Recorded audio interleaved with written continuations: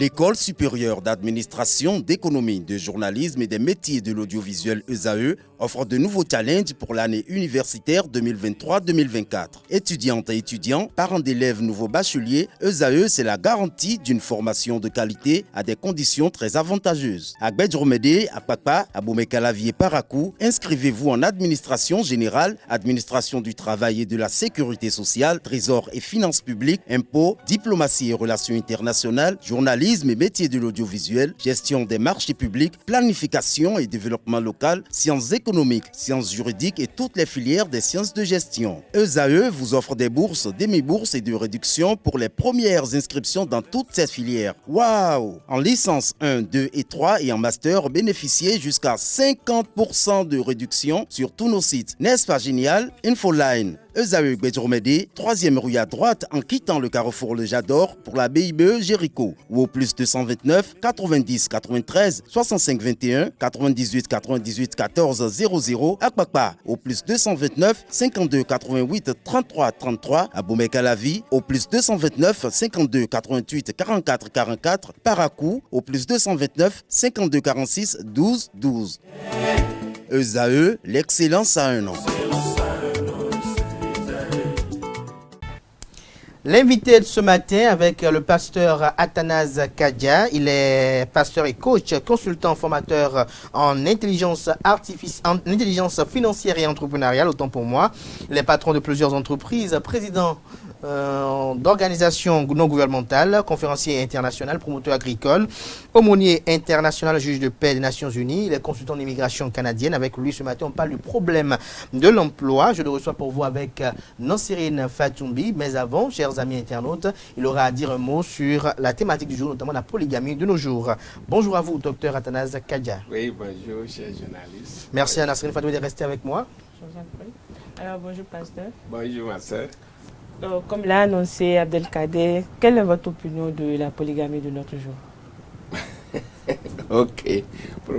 Si vous posez problème de polygamie à un pasteur, vous avez déjà sa réponse. Mais nos amis internautes veulent le partager. Vous êtes contre?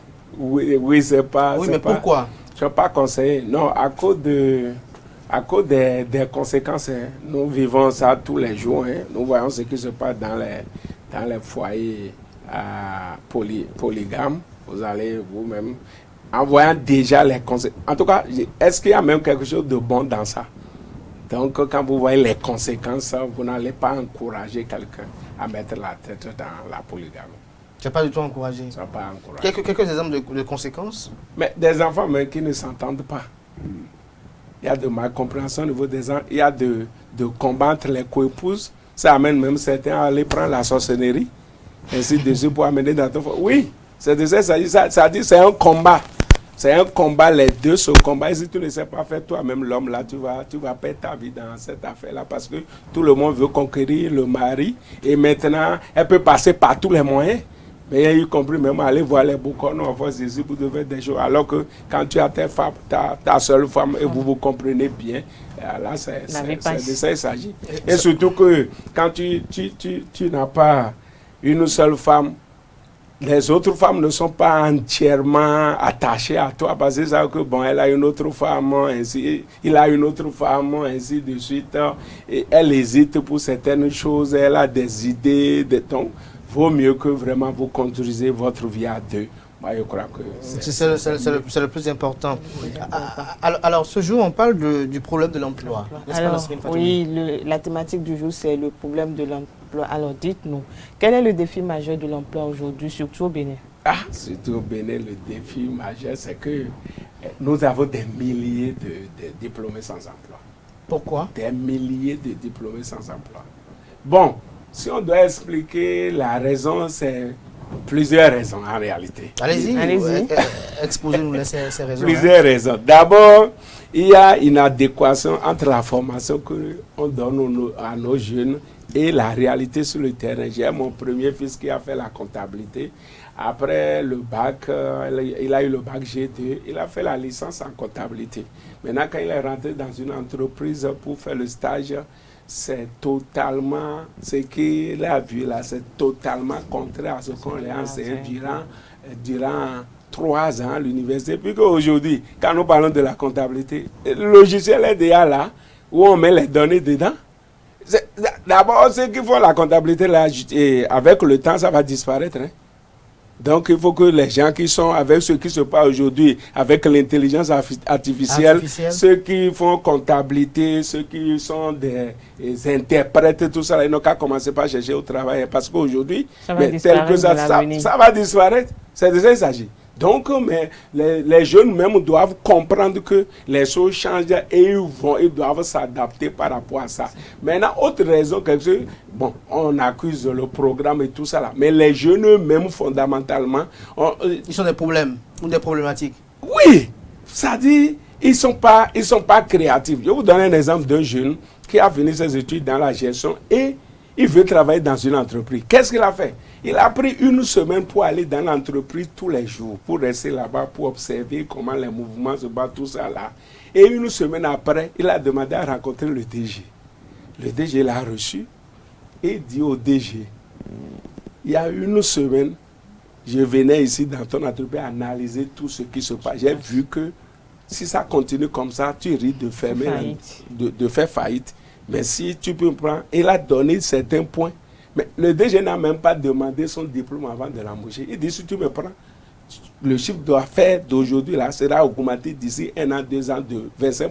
Ainsi de suite. Ça dit, quand tu es là en tant que jeune, tu as amené une solution, une plus-value, bah, il va te prendre. Vous comprenez? Oui. Donc les jeunes même, puisqu'on lance un concours par exemple pour recruter des gens, on veut prendre 100 personnes, vous allez voir des milliers de personnes qui se posent. Vous voyez déjà le problème qui se pose. Oui. Mais si on ne prend pas les meilleurs, c'est les meilleurs qui peuvent s'en sortir. Et maintenant, je vais dire aux jeunes qui m'écoutent, votre CV parle mieux de vous. Il faut faire, quand vous voulez faire CV, il faut faire parler le CV. Par exemple, si je prends un jeune, où il veut postuler. Et sur son CV, il met telle année à telle année, baccalauréat. Et devant, il met mention, bien, ou bien très bien. Maintenant, au niveau de la licence, il écrit devant majeur de la promotion. Vous voyez, quand le recruteur prend déjà ça et commence par lire. C'est à quoi s'attendre? Oui. Ça là, le CV là va attirer son attention. On va mettre ça de ce côté. Hein? Mais il ne faut pas mentir dans le CV aussi. Non, on va contrôler, non. Il dit qu'il a tant, on va contrôler. Non, il y a ils vont mettre que major dans ma promotion. Oui, ceux qui recrutent, ils vont contrôler, ils ne vont pas te croire comme ça. Mais déjà, ça attire l'attention de que celle-là, ça doit être une bonne tête. Vous comprenez cela? Donc les jeunes doivent travailler de cette façon. Quand on a ce défi où il y a peu du travail pour beaucoup de personnes, donc je dois tout faire pour être le meilleur. Vous comprenez cela? Maintenant, autre chose, c'est que il n'y a pas assez de personnes qui créent des entreprises à cause de notre système français. Par exemple, on a fait une expérience aux États-Unis.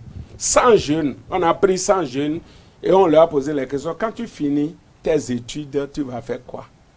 Il y a 85% des 100 qui disent qu'il va créer mon entreprise et 15% a dit qu'il va travailler pour quelqu'un. On a fait la même expérience dans un pays francophone, en France.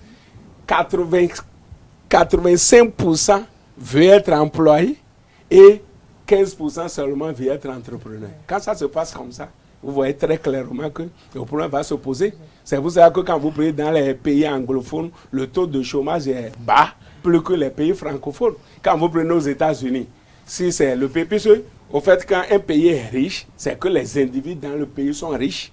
C'est les individus dans le pays qui sont riches. Maintenant, en Afrique, si nous avons pays pauvres, ça veut dire qu'on n'a pas beaucoup d'entrepreneurs, on n'a pas beaucoup de riches et tout ça. Là. Donc, les jeunes doivent comprendre ça pour savoir que si tout le monde veut être employé, tout le monde veut être employé, on ne peut pas s'en sortir. Donc, à leur niveau aussi, ils doivent prendre des initiatives. Ce que je vais dire aux jeunes, aujourd'hui, il y a 2 outils fondamentaux que vous devez ajouter à vos diplômes. Lesquels? Il y a la maîtrise de l'anglais et la maîtrise de l'outil informatique. Actuellement, je suis en train de traiter un marché avec une société chinoise à qui le gouvernement béninois a donné un marché. C'est des Chinois. Et moi, ma société doit sous-traiter avec eux. Mais tout se passe en anglais. Ils ne comprennent pas français. Le directeur avec qui je dis, il ne comprend pas. Donc, Et tu es obligé, et le peu d'anglais que j'ai appris sur les bancs, et au niveau de mes recherches personnelles, tout ça là, c'est ça qui m'a aidé. Vous avez fait aussi un séjour aux États-Unis.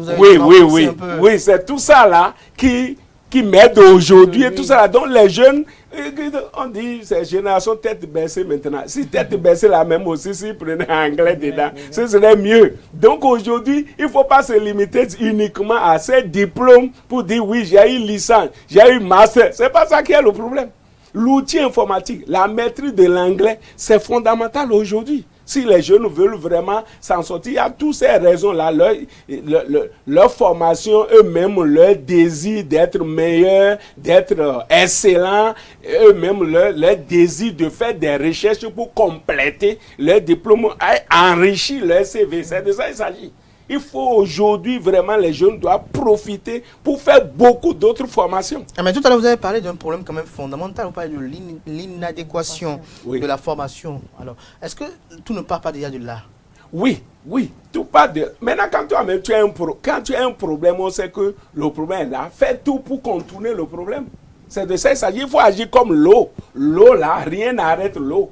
Vous lui barrez la voie par ici, elle va trouver tout ça là. On sait déjà ça, on va pas, puisque ça là, c'est une décision qui on doit prier par rapport à ça. Parce que nos autorités aussi sont liées. Donc on ne peut pas se lever du jour au lendemain, puisque c'est les bailleurs qui financent notre éducation. Quelqu'un qui finance votre éducation, c'est lui qui va vous dire ce que vous devez faire. C'est de ça qu'il s'agit. Donc il faut que on va prier pour nos autorités, que nos gouvernements, nos pays aient les moyens qu'il faut pour que vraiment nous-mêmes, nous décidons de ce que nous faisons de notre jeunesse. Sinon, si on va toujours continuer à exécuter les programmes depuis 1900 et on est à 2000 et quelques aujourd'hui, là, les enfants vont passer à côté. Mais est-ce que le sous-emploi aussi n'est pas la véritable gangrène de notre jeunesse aujourd'hui? Des gens qui ont eu des formations à coups de millions et qui se retrouvent avec des salaires minables de 25 000, 30 000, 40 000. Des gens qui en temps ont été, vous avez parlé de l'anglais, de l'outil informatique, il y a des gens qui sont d'excellents informaticiens, d'excellents interprètes en anglais et même en chinois, mais qui sont peut-être exploités à des prix totalement humiliants, si on peut le dire ainsi. Oui, c'est parce qu'ils sont trop nombreux. C'est de ça qu'il s'agit. S'ils ne sont pas nombreux et qu'il faut que les entreprises courent derrière les gens pour les recruter, est-ce que le problème va se poser? Aujourd'hui, vous allez voir dans les banques, on prend les jeunes là, ils font stage, ils finissent stage, on les remercie parce qu'il y a d'autres aussi et les entreprises profitent de ça, de cette jeunesse-là, parce que vous êtes trop nombreux. C'est de ça qu'il s'agit. Donc si vous êtes trop nombreux, maintenant toi fais tout pour faire la différence. C'est de ça qu'il s'agit. Toi fais tout pour faire la différence. Maintenant si tu dois attendre des gens, il faut avoir des initiatives. C'est ça qui devrait. Et maintenant, ils doivent faire aussi certaines formations que nous donnons. Formations sur l'entrepreneuriat, sur l'intelligence financière et tout ça là. Puisque en réalité, ce n'est pas ce que vous gagnez nécessairement qui est le problème. Comment vous gérez ce que vous gagnez. Comment vous gérez ce que vous gagnez. Moi, j'ai engagé ma fille quand elle a fini la licence dans mon entreprise. Je ne lui donnais pas un salaire assez consistant. On a commencé avec 30 000, jusqu'à évoluer bon, j'ai dit 30 000 parce qu'elle dort chez moi, elle mange chez moi. Donc ça là, elle ne dépense pas. Elle mange matin, midi, soir. Elle a un logement, tout ça. J'ai dit, bon, prends ça là pour tout ça. Voilà. Maintenant, elle a commencé par économiser malgré le fait, bon, on a augmenté. Mais son investissement aujourd'hui fait 4 fois son salaire que je lui paie. C'est affaire d'intelligence financière. Les gens ne connaissent pas l'intelligence financière. Aujourd'hui, on est à l'heure de l'information. Comment un jeune va dire à l'heure de l'information, il ne peut pas gagner l'argent? Non, il faut faire des formations qu'il faut. Il y a beaucoup de choses qu'on peut faire aujourd'hui et gagner de l'argent. C'est de ça qu'il s'agit. Tu peux rester dans ta chambre et gagner de l'argent.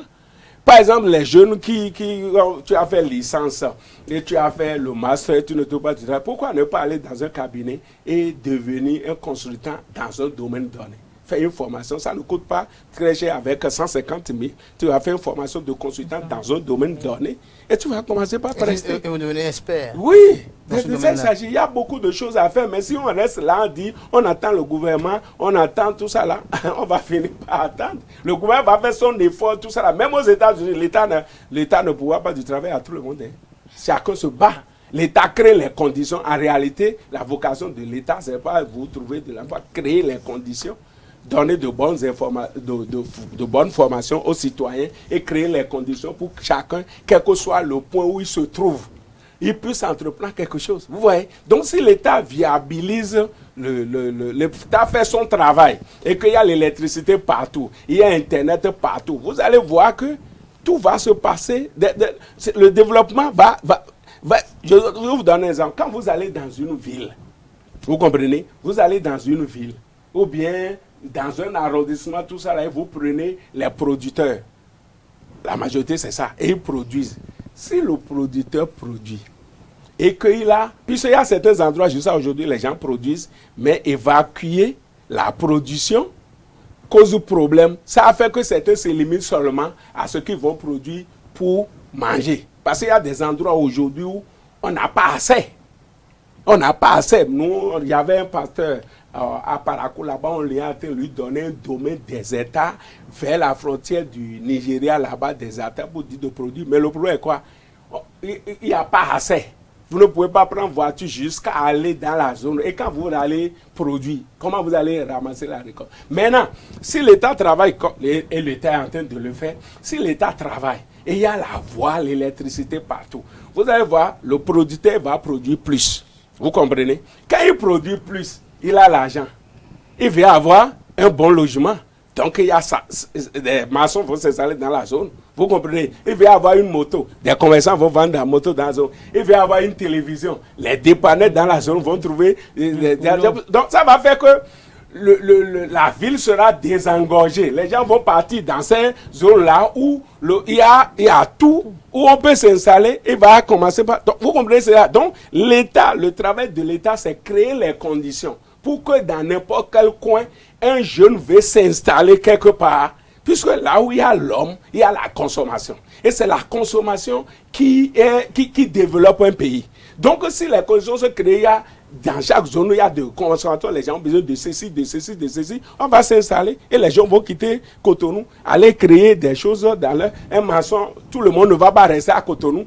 Puisque le paysan, il a gagné de l'argent, il a les moyens, il veut construire. On a besoin de maçons, on a besoin de menuisiers, on a besoin de caloreurs, on a besoin d'électriciens et tout. Il veut avoir télé, on a besoin des gens pour lui installer, ainsi de suite. Il a besoin de radio. Vous comprenez? C'est de ça qu'il s'agit. Donc, on doit prier pour nos gouvernants pour que vraiment, partout, ils soient en train de le faire. Donc, quand les autres seront les jeunes là, tu ne fais rien à Cotonou et il y a le loyer qui est cher. Va au village. C'est des village. Il faut aller. Pourquoi tu dis nécessairement? Il y a des choses dans les coins, tout ça là, où il fait bon vivre.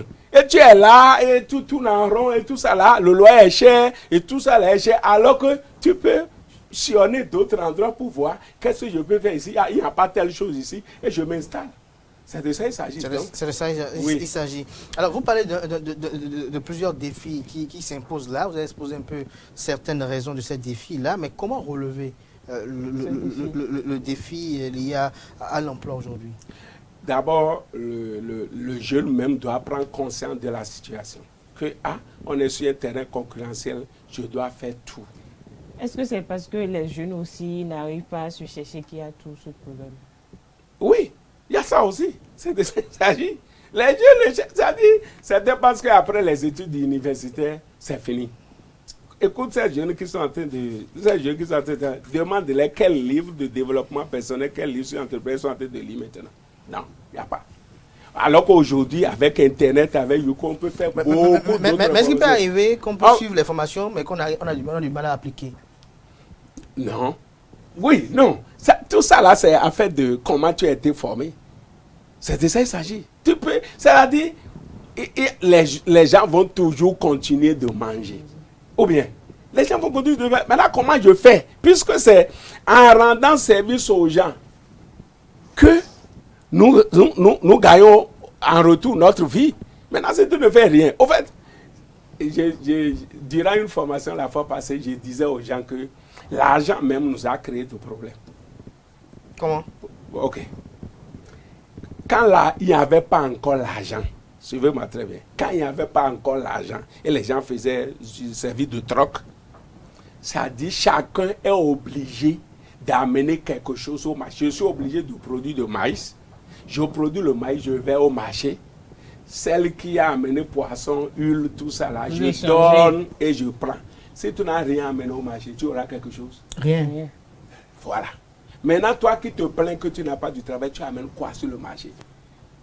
L'argent aussi nous a créé de problèmes. Parce que quand il n'y a pas l'argent, tout le monde se battait pour faire quelque chose. Il y a des gens qui vont faire quelque chose. Pour être utile à quelque chose, parce que tu sais que j'ai besoin de l'huile, j'ai besoin de poisson, j'ai besoin de ceci, mais pour aller sur le marché d'échange, il faut que j'amène quelque chose. Donc si je suis pêcheur, j'amène poisson et je prends gari, je prends huile, je prends piment, je prends tout l'huile et je viens à la maison, j'ai déjà mon maïs et je mange. L'autre qui n'a pas le maïs que moi j'ai produit, et vous comprenez, là tout le monde est obligé de produire quelque chose et d'amener sur le marché d'échange. Maintenant, ceux qui se plaignent, ils amènent quoi sur le marché d'échange et tu n'as rien. Il faut amener quelque chose. Aujourd'hui, c'est ta compétence que tu amènes, ta connaissance que tu amènes, ton apprentissage que tu amènes. Maintenant, toi, tu es allé à l'université seulement, tu as mis papier dans la tête, on m'a eu papier, on m'a eu diplôme. J'ai appris quelque chose. Tu as appris quelque chose, mais ça... En application. Oui, il faut que ça... Tu es allé apprendre quelque chose pour être utile à l'humanité, non? Oui, maintenant, montre ton utilité. Oui. Pourquoi tu attends quelqu'un d'abord pour que tu mettes ce que tu as appris pour commencer par servir les gens? J'ai donné un exemple. J'ai dit, tu as fait comptabilité, tu es à la maison. Tu dis que je n'ai pas trouvé du travail. Il y a les bonnes dames dans ton pas qui n'ont pas mis pied à l'école, qui font des centaines de mille, des millions. Pourquoi tu ne peux pas aller voir, maman, derrière tout, comme tu jettes tes choses là, c'est pas bon. Je vais venir une fois par semaine et faire les points avec toi. Et que vous comprenez? Comment tu dis que tu as appris la comptabilité à l'école? Les gens ont besoin de ça. Ils sont sur le terrain. Tu as fait la santé, puis eux aussi, ils ont commencé par chômer. Les gens ont pris un temps, et les gens allaient partout pour faire la médecine et tout ça, là, ils trouvent du travail. Maintenant aussi, ils ont commencé par avoir des problèmes. Comment tu peux être agent de santé dans un quartier et tu ne peux pas passer de maison en maison? Comment vous allez ici? Je vais contrôler ta attention gratuitement, d'abord, gratuitement. Et ça dit, comment ça se passe comme ça? Et tout ça. Mais et comme ça. Et finalement, en commençant gratuitement, les gens ne vont pas s'habituer à ce que vous fassiez du gratuit. Non, parce que vous faites du gratuit. Non, c'est pour un temps. C'est pour un temps, c'est le bénévolat. Mais j'ai une question particulière à vous poser. Lorsque tout le monde va prendre le chemin de l'entrepreneuriat, qui va servir qui? Non, je ne dis pas que tout le monde prend le chemin de l'entrepreneuriat. Ça dit qu'il faut être utile à quelque chose. Si les gens, les excellents vont trouver leur compte, il y a toujours d'emploi. Les gens ont été formés, par exemple, lorsque je prends par exemple le métier de journalisme, certains ont été formés pour être d'excellents journalistes, d'excellents techniciens, d'excellents monteurs, d'excellents graphistes, mais... la paye, vous savez ce que c'est. Je prends par exemple quelqu'un qui fait par exemple d'excellents spots vidéo, quelqu'un qui fait de belles maquettes pour des magazines par exemple. Oui. Mais il le fait, mais c'est pas. Maintenant, pourquoi ces excellents journalistes, graphistes, ceci ne peuvent pas se mettre ensemble, mettre leurs forces ensemble pour commencer quelque chose? C'est ça. Et commencer, mais il faut les moyens. Il faut laisser avec des moyens. Il faut d'abord l'idée. En entrepreneuriat, on n'a pas besoin d'abord d'argent, on a besoin des gens. Qui a besoin de quoi? C'est ça en entrepreneuriat aujourd'hui. C'est ça quand les gens me disent qu'on veut entreprendre tout ça là. Tu veux régler quel problème? C'est ça. Donc, vous pouvez vous mettre ensemble, échanger ensemble, tout ça là, mettre quelque chose sur pied. Puis aujourd'hui, seul, vous ne pouvez rien faire. Mettez-vous ensemble. Et échanger les expériences et tout ça là, le moyen va venir. Alors, en résumé, pour conclure, Pasteur Athanas Kadia, moi, à l'endroit de nos amis internautes, sur le problème de l'emploi. Oui, pour conclure, le problème de l'emploi, c'est un problème majeur, c'est un problème quotidien que nous vivons. D'abord, ceux qui sont concernés doivent prendre leurs responsabilités, c'est eux d'abord. Les jeunes diplômés sans emploi là, c'est eux d'abord. Qu'est-ce que je fais? On est sur un terrain concurrentiel. Qu'est-ce que je fais pour être meilleur, pour être compétent? Puisque aujourd'hui, le monde n'a plus besoin des passables. On a besoin maintenant des compétents. C'est de ça qu'il s'agit. Donc, comment je fais pour être compétent, pour être meilleur dans ma profession? C'est ça. Et maintenant, quand j'ai fait la formation que je dois faire et j'analyse ce qui se passe, quelles sont les formations que je dois faire pour compléter?